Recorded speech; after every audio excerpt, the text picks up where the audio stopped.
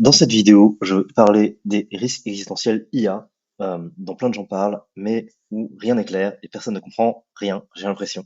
Donc j'ai envie d'expliquer un petit peu en quoi ça consiste, en tout cas de moi, ma compréhension. Donc, tout d'abord, les risques existentiels liés à l'IA, c'est pas quelque chose de très science-fictionnesque à la Terminator avec une IA qui va décider de conquérir le monde et de tuer l'humanité. Il y a, en tout cas à ma connaissance et de ma compréhension, deux grands types de risques. Le premier, c'est le goal alignment, c'est-à-dire un désalignement entre l'objectif d'une intelligence artificielle et l'objectif des humains. Donc, mettons par exemple que nous avons un robot qui doit sortir les poubelles. Okay. Et donc, son objectif ultime, c'est eh bien de sortir les poubelles, quoi. Mais en travers de ce robot, sur le chemin de ce robot, il peut y avoir plusieurs choses. Il peut par exemple y avoir un chat. On va essayer de faire un chat. C'est des moustaches, hein. J'espère. Hop, vous savez que c'est un chat, je l'ai dit. C'est ok. Bah, pour ce robot, mettons que ce soit un chat inamovible, un très très gros chat qui dort et qui veut pas, voilà, bouger, quoi, et qui se situe entre le robot et les poubelles. On admet que le robot n'ait pas de moyen de faire bouger le chat, à part le tuer, ou l'écraser, quelque chose comme ça. Eh bien, pour un robot qui n'a aucun code moral, aucune intelligence émotionnelle, rien de tout ça, le seul chemin vers la sortie des poubelles, c'est passer par le chat et le tuer. C'est très sommaire, hein, mais c'est un petit peu ça le principe du problème d'alignement. C'est-à-dire, le robot veut accomplir son objectif à tout prix, et s'il doit passer par le chat pour accomplir cet objectif, il le fera. Et on peut translater cela à plein d'autres cas. Bien sûr, ça pourrait être un humain et pas un chat qui empêche le robot de sortir des poubelles. Je pense qu'il y a pas mal de petits épisodes dans Love, Death Robots ou dans Black Mirror ou des choses comme ça qui parlent de ce truc. Je sais pas, je les ai pas tous vus, mais je pense que ça doit exister. Et il y a évidemment toute une granularité de pensée et de cas dans lesquels zigouiller le chat serait acceptable. Par exemple, un robot pompier qui est là pour éteindre le feu dans un immeuble où il y a des personnes qui vivent et qui vont peut-être mourir si le feu n'est pas éteint. Ben, je sais pas, s'il y a un chat qui empêche l'accès à la borne incendie, ça fait plutôt sens de le faire partir ou en tout cas de supprimer l'obstacle par tous les moyens. Donc voilà, on pourrait imaginer un futur dans lequel on ait des machines, des robots qui ont beaucoup plus de moyens d'interagir avec leur environnement et qui vont emprunter des chemins de traverse pour atteindre leur objectif et ce faisant pourraient desservir l'humanité, et donc ce serait un risque existentiel, potentiellement. C'est assez simplifié, assez schématique, mais c'est à peu près ça le risque du goal alignment. Le deuxième risque, donc pour parler du deuxième risque, je vais vous entraîner un peu dans un rabbit hole, dans un terrier de lapin d'expérience de pensée. Donc, on va faire une première expérience en partant du principe que pour valider une case, on a 100 essais. Okay. Et on va partir, on parle au départ d'un être humain de QI moyen, d'intelligence moyenne, avec des moyens moyens. Okay.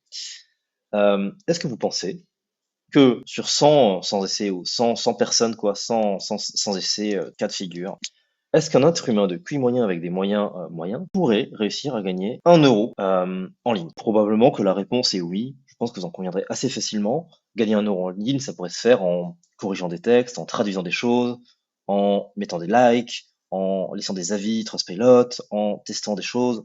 Il y a pas mal de façons de gagner de l'argent en ligne. En tout cas, si un être humain a 100 essais pour gagner 1 euro en ligne, je pense que sur 100 dimensions parallèles, il y a un être humain moyen qui va réussir à gagner 1 euro en ligne. À partir de là, deuxième expérience de pensée, est-ce que un être humain moyen pourrait gagner 1000 euros en ligne? Euh, donc un être humain qui arrive déjà à gagner 1 euro en ligne pourrait en gagner 1000. La réponse est probablement oui. Tout simplement parce que s'il l'a fait une fois, il peut probablement le faire 1000 fois.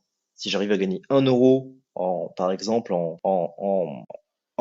par exemple, je gagne 1 euro par faute trouvée dans un texte, bah si je trouve 1000 fautes dans des textes différents, je vais gagner 1000 euros. Okay. Si je gagne 1000 euros en ligne, est-ce que je peux gagner 100 000 euros en ligne? Probablement que la réponse est oui, parce qu'avec 1000 euros, je peux me payer des formations en ligne, je peux me payer du coaching, je peux avoir un budget qui va être dédié à de la publicité, j'ai des leviers finalement, je peux embaucher des personnes pour faire certaines choses à ma place. Par exemple, si j'ai 1000 euros sur mon compte en banque, il est probable que je puisse engager une petite main pour le faire à ma place. Et juste essayer de trouver des traductions, des corrections de fautes un peu plus chères. Voilà, il y a plein de chemins de traverse, mais je pense que c'est possible. Si j'ai 100 000 euros sur mon compte en banque, est-ce que je peux gagner 1 million? Eh bien, peut-être.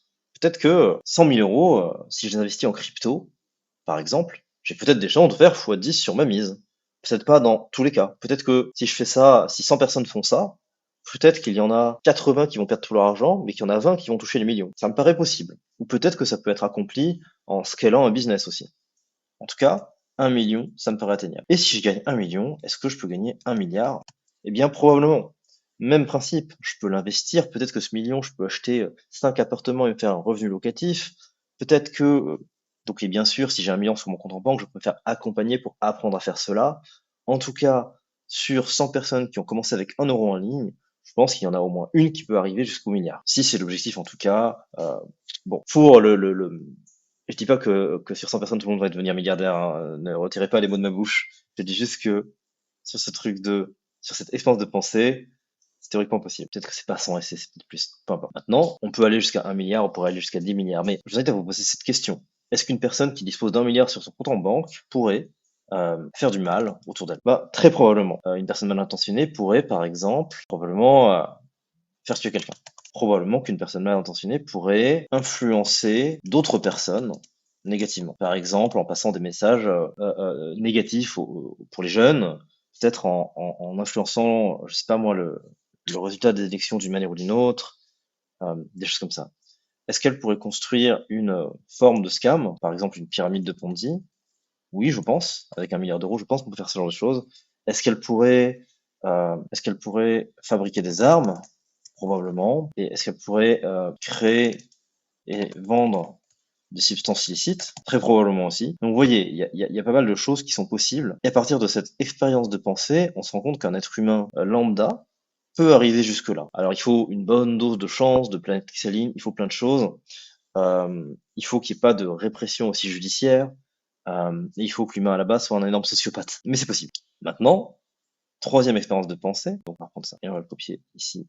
Hop. Est-ce que vous pensez qu'on est très loin d'avoir une IA autonome, donc peut-être avec un peu plus d'autonomie que maintenant, mais une IA qui soit capable de générer 1 euro en ligne de façon autonome? Je pense qu'on n'en est pas loin. Et même plus qu'une IA, on pourrait dire un être humain lambda qui utilise l'IA.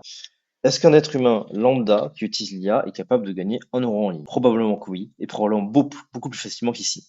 Parce que là, la traduction, par exemple, la recherche de fautes d'orthographe et tout, il peut le faire automatiquement, et il a aucune difficulté à scaler jusqu'à 1000 euros parce qu'il peut créer des automatisations pour le faire à sa place. C'est facile. C'est beaucoup plus facile de scaler aussi, parce que il n'est pas limité par le fait qu'il soit seul. Ici, il peut dire, en fait, j'ai 100 agents autonomes qui vont traduire plein de textes et me faire de l'argent. Il peut contrôler autant d'agents autonomes qu'il le souhaite. Et du coup, le fait d'avoir plein d'agents autonomes, ça veut dire qu'il y a moins de variance.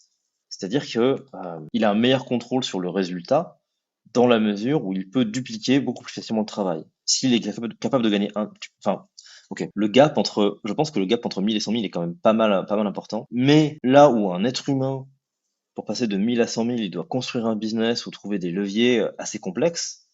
Ici, il peut juste dupliquer le travail. C'est-à-dire, au lieu de traduire, au lieu de traduire 10 textes par mois, j'en traduis 100 et ça ne me demande pas plus de travail ou à peine plus de travail. Donc ça rend le truc encore plus accessible. Idem avec le levier IA. Est-ce que cet être humain pourrait gagner 1 million, 1 milliard? Toujours pareil, oui. Faire du mal autour de lui, oui aussi. À ceci près que un être humain sociopathe qui pilote une IA sans émotions, valeurs ou quoi que ce soit, bah, c'est assez dangereux quoi sur le principe. Et du coup tout ça devient très possible. Et bien évidemment qu'avec 1 million de dollars, on est capable d'améliorer l'IA, on est capable d'avoir des serveurs faits maison, on est capable d'améliorer la connaissance à laquelle l'IA a accès, on est capable, peut-être que dans 5 ans, on sera capable de lui donner plus de possibilités robotiques, il y a différentes solutions qui existent, et bien évidemment que avec une IA qui nous aide à réfléchir sur comment faire du mal autour de soi, on est capable de faire des choses comme ça beaucoup plus facilement, et a fortiori si on part du postulat que l'humain dont on parle est un sociopathe, on arrive encore plus vite à ce résultat. Ça, c'est un autre risque existentiel, dans le sens où il faut se représenter. Donc cette première case, avoir un humain qui peut se servir de l'IA pour gagner 1 euro en ligne, c'est très facile. Je pense qu'on y est déjà. 1000 euros en ligne, je pense qu'on y est déjà aussi. Ici, je pense que c'est un peu plus compliqué parce qu'il faut quand même qu'il y ait un input humain et que l'humain soit capable de créer un business et ainsi de suite. Mais je pense qu'on en est plus ou moins là, quoi. En tout cas, c'est ma lecture du truc. Et du coup, c'est quoi les solutions? Eh bien, il y a une solution ici qui est eh bien d'avoir un fail-safe, c'est-à-dire que l'IA refuse de faire certaines choses qui sont non éthiques. Et la solution ici, pour le problème d'alignement, c'est inculquer des valeurs humaines à l'IA. En tout cas, c'est des solutions basiques que je comprends quand j'écoute et quand je lis des choses sur le sujet. Inculquer des valeurs ici, pourquoi ça marcherait? Parce que si l'IA a cette notion d'empathie, de protéger son prochain et ainsi de suite, elle ne va pas écraser le chat ou faire du mal autour d'elle, mais elle sait que, voilà, cadre de valeurs, la vie humaine vaut plus que la vie animale. Alors bon, il y a des gens qui ne partagent pas cette valeur-là, mais en tout cas, moi je partage ça en tout cas. Donc si je peux sauver une famille qui est dans un immeuble en feu aux dépens d'un animal, je vais me débarrasser de l'animal pour atteindre la famille qui est en danger. C'est très sommaire, mais c'est un peu ça. Ça va être l'écologie, c'est important, mais pas aux dépens des êtres humains. On ne va pas tuer tous les êtres humains pour résoudre les problèmes d'écologie. On ne va pas tuer tous les êtres humains pour atteindre un état de paix dans le monde. Et ici, eh bien, un humain qui utilise l'IA pour gagner 1 € en ligne, c'est très bien, et ainsi de suite, et jusqu'ici, pourquoi pas aussi, mais à ce stade-là, un humain qui demande à l'IA comment fabriquer des armes, eh bien l'IA est censée dire non, quoi. Le problème, c'est qu'aujourd'hui, même des choses comme ChatGPT, normalement, quand on demande à ChatGPT des trucs un petit peu bizarres, ChatGPT dit bah non, je peux pas t'aider, c'est pas moral et machin et tout. Mais en tout cas, moi j'ai déjà vu sur Twitter des gens qui expliquent qu'ils ont trouvé un moyen d'enlever ces limitations morales à l'IA, quoi. Et du coup, c'est pas du tout assez sécurisé. Voilà, c'est tout pour aujourd'hui. J'espère que la vidéo vous a plu. C'était un ton un petit peu différent. Je fais pas partie des gens alarmistes. Je pense que ce sont des risques qui existent et c'est important de les comprendre et pas de simplement. Voilà, je pense qu'il y a deux camps un petit peu extrêmes. Il y en a un qui dit non, il y a zéro risque et je pense que c'est pas vrai. C'est simplement faux. En faisant des expériences de pensée simples comme on vient de le faire ici, enfin, en tout cas, si vous adhérez à ce train de raisonnement, vous êtes un peu obligé de reconnaître que il y a des risques. Euh, mais je suis pas non plus alarmiste et je suis pas non plus dans l'autre camp qui consiste à dire qu'on va tous mourir demain. Mais j'ai juste l'impression que il y a des risques qui existent, qui sont réels, et il faut qu'il y ait des gens qui travaillent dessus, et qu'il faut que les gens comprennent que ces risques existent, et qu'on est peut-être plus proche de ce niveau de risque qu'on le pense, parce que, voilà, on peut aller jusque assez loin là aujourd'hui avec l'IA. Voilà, désolé pour la vidéo du jour où je suis en vacances et il y a une moins bonne qualité audio et vidéo parce que j'ai pas tout mon matériel. Mais j'espère que ça vous aura intéressé. Si vous avez une opinion là-dessus ou vous voulez prolonger cette expérience de pensée, dites-moi ça, partagez-moi ça dans les commentaires, je vous répondrai. C'était Emmanuel, ciao.